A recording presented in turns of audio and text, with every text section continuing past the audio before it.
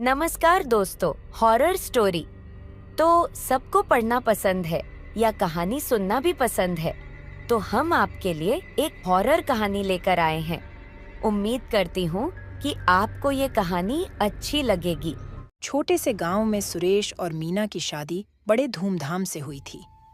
गांव के सभी लोग बहुत खुश थे और घर में चारों ओर हंसी खुशी का माहौल था। लेकिन गांव के बुजुर्गों ने सुरेश को चेतावनी दी थी कि उनकी नई नवेली दुल्हन को शादी की रात में पुराने हवेली में नहीं ले जाना चाहिए, जो गांव के बाहर एक सुनसान जगह पर थी। सुरेश और मीना को इस चेतावनी पर विश्वास नहीं था। उन्हें लगा कि यह बस पुरानी कहानियां हैं जो डराने के लिए बनाई गई हैं। सुरेश ने सोचा कि यह मौका है जब वह गांव के लोगों की अंधविश्वास को तोड़ सकता है। इसलिए उसने तय किया कि वह अपनी सुहाग रात उसी पुराने हवेली में मनाएगा। रात के अंधेरे में सुरेश और मीना अपनी सजी धजी गाड़ी में हवेली की ओर चल पड़े। हवेली एक लंबी और घुमावदार रास्ते के अंत में स्थित थी। चारों ओर घना जंगल था और हवा में एक अजीब सा सन्नाटा था। जैसे ही वे हवेली के पास पहुंचे, उन्हें महसूस हुआ कि यहाँ कुछ तो अजीब है। हवेली बहुत पुरानी और जर्जर थी। दीवारों पर काई जमा थी और खिड़कियां टूटी हुई थीं। सुरेश ने गाड़ी रोकी और मीना का हाथ पकड़कर उसे अंदर ले गया। हवेली के अंदर घुप अंधेरा था। बस कुछ पुरानी लालटेनें टिमटिमा रही थीं। जैसे ही वे कमरे में पहुंचे, मीना को अजीब सा महसूस होने लगा। उसे लगा कि कोई उसे देख रहा है। सुरेश ने इसे उसकी घबराहट मानकर नजरअंदाज कर दिया और कमरे में आराम करने लगे। लेकिन रात होते होते अजीब घटनाएं शुरू हो गईं। कमरे में अचानक से ठंडी हवा चलने लगी, जबकि सभी खिड़कियां और दरवाजे बंद थे। दीवारों से अजीब आवाजें आने लगीं, जैसे कोई धीमी धीमी आवाज में बात कर रहा हो। मीना का दिल तेजी से धड़कने लगा, लेकिन सुरेश ने उसे शांत रहने को कहा। अचानक से एक परछाई दीवार पर दिखाई दी। मीना ने देखा कि एक औरत सफेद साड़ी में बिखरे हुए बालों के साथ उनकी ओर बढ़ रही है। उसका चेहरा भयानक था, आंखें खून जैसी लाल और होंठ नीले थे। सुरेश भी इस दृश्य को देखकर घबरा गया, लेकिन उसने हिम्मत जुटाकर पूछा, तुम कौन हो? उस औरत ने एक भयानक हंसी हंसते हुए कहा, मैं इस हवेली की असली मालिक हूँ। सालों पहले मेरे पति ने मुझे धोखा देकर इस हवेली में मार दिया था। अब मैं हर उस जोड़े से बदला लेती हूँ जो यहाँ सुहागरात मनाने आता है। सुरेश और मीना ने भागने की कोशिश की, लेकिन हवेली का दरवाजा अचानक से बंद हो गया। उस भूतनी ने अपनी शक्ति से उन्हें जकड़ लिया और सुरेश को उठाकर हवेली के पुराने कुएं में फेंक दिया। मीना को देखकर उसकी हंसी और जोर से गूंजने लगी और उसने कहा, अब तुम्हारी बारी है। मीना के चीखने की आवाज गांव तक सुनाई दी, लेकिन जब गांव वाले हवेली पहुंचे तो वहां सिर्फ खून के धब्बे और टूटे फूटे फर्नीचर मिले। सुरेश और मीना का कोई पता नहीं चला। उस घटना के बाद गांव के लोगों ने उस हवेली को बंद कर दिया और कभी वहां नहीं गए। वे लोग अब नए जोड़ों को वहां जाने से मना करते हैं और कहते हैं, भूत की सुहागरात कभी मत मनाना, वरना तुम्हारी कहानी भी उसी भयानक अंत से लिखी जाएगी। हवेली अब भी उसी तरह सुनसान खड़ी है, जैसे एक काली छाया गांव पर मंडराती रहती हो। कहते हैं, रात में वहां से अभी भी चीखें सुनाई देती हैं और एक सफेद साड़ी वाली औरत खिड़की से झांकती रहती है।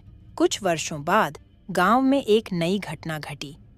शहर से एक युवा जोड़ा राहुल और सविता गांव में आए। वे गांव के प्राचीन इतिहास और पुरानी कहानियों के बारे में जानने के लिए उत्सुक थे। उन्होंने हवेली की कहानियां सुनी और वहां जाने का फैसला किया। गांव वालों ने उन्हें रोकने की कोशिश की, लेकिन उनकी जिज्ञासा उन्हें वहां खींच ले गई। राहुल और सविता ने हवेली में प्रवेश किया और पुराने कमरों की जांच करने लगे। उन्हें वहां पुरानी तस्वीरें, फर्नीचर और अजीबोगरीब चीजें मिलीं। वे दोनों उस कमरे में पहुंचे जहां सुरेश और मीना गायब हुए थे। जैसे ही राहुल ने उस कमरे की एक पुरानी अलमारी खोली, एक पुरानी डायरी मिली। उसने उसे खोलकर पढ़ना शुरू किया।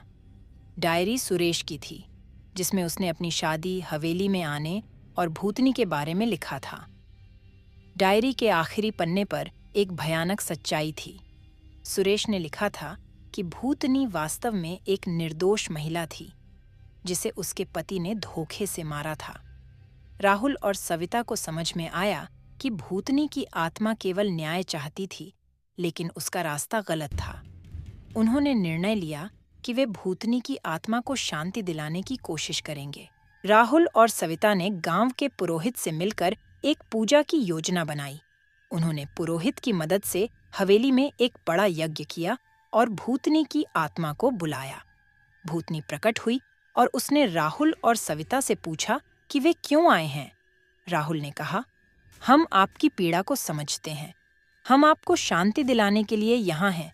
सविता ने कहा, हम आपके लिए न्याय की प्रार्थना करेंगे ताकि आप स्वर्ग में शांति पा सकें। भूतनी की आंखों में आंसू आ गए और उसने कहा, सालों से मैं अपनी पीड़ा में जल रही हूँ। अगर आप सच में मेरी मदद करना चाहते हैं तो मेरे पति की आत्मा को भी न्याय दिलाए। राहुल और सविता ने गांव के पुरोहित की मदद से भूतनी के पति की आत्मा को भी बुलाया। यज्ञ के माध्यम से उन्होंने दोनों आत्माओं को आमने सामने किया। भूतनी के पति ने अपनी गलती मानी और क्षमा मांगी। भूतनी ने उसे माफ किया और दोनों आत्माएं शांति से स्वर्ग की ओर चली गईं। हवेली के आसपास का माहौल बदल गया। हवेली अब भी खड़ी थी, लेकिन उसमें अब वह भयानक ऊर्जा नहीं थी। गांव वालों ने इसे एक नई शुरुआत माना और हवेली को एक धार्मिक स्थल बना दिया, जहां लोग प्रार्थना और ध्यान करने के लिए आने लगे। राहुल और सविता गांव में ही बस गए और उन्होंने गांव वालों के साथ मिलकर हवेली को एक पर्यटन स्थल में बदल दिया। लोग दूर दूर से यहां आने लगे और भूत की सुहागरात की कहानी को सुनकर अपनी आत्मा को शांति की तलाश में वहां आते। गांव के लोग अब उस हवेली को एक धार्मिक और ऐतिहासिक स्थल मानते थे, जहां भूतनी की आत्मा ने अंततः शांति पाई थी। हवेली की दीवारों पर अब भी वह कहानी अंकित थी, जिसने गांव के अंधविश्वास को बदलकर एक नई दिशा दी थी।